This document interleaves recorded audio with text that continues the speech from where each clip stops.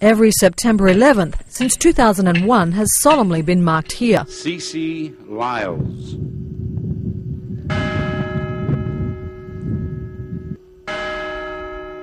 Ten years on, the crash site memorial, as unfinished as it is, still brings visitors to tears. I think that the 40 people that were on that plane that were brave enough to do what they did, it's emotional. For some of the victims' families, it seemed the passengers and crew's sacrifice in bringing down the hijacked Flight 93 were often overlooked. The gaping wounds of Manhattan and the Pentagon draw more attention. One of the surprising things is how many people don't know of the heroes of Flight 93. It still blows our mind. Before the crash, no one could have imagined a national memorial rising here.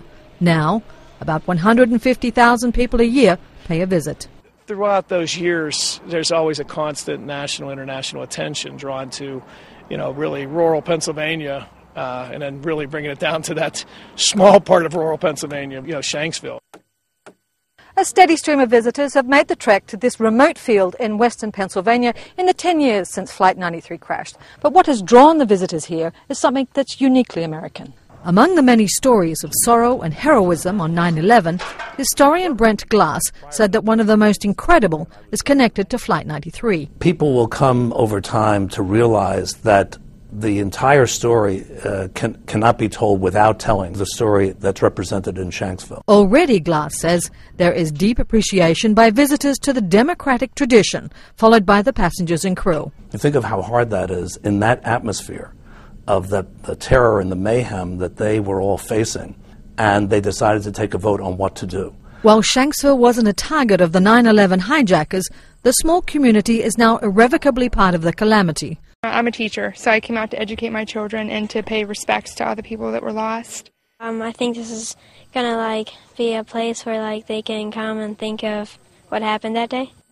Just across the fields, the impact of Flight 93 crashing blew out ceiling tiles in the school. It's about 3 miles by the way the crow flies, which is probably just a few seconds flying time for the Flight 93.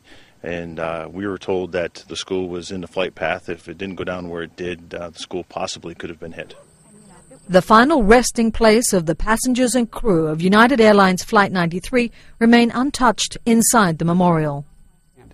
And we wanted people, when they come out to the Flight 93 National Memorial, to see the land as close to as it was on that day in September 11th, 2001. The rolling hills. It's very quiet, it's very windy, very unlike the New York Memorial or the Arlington Memorial. It's out in rural America. Visitors will be able to view the site from a plaza, and the names of the 40 passengers and crew are inscribed on a wall that follows the flight path of the plane. Tracy Brown, Associated Press, Shanksville, Pennsylvania.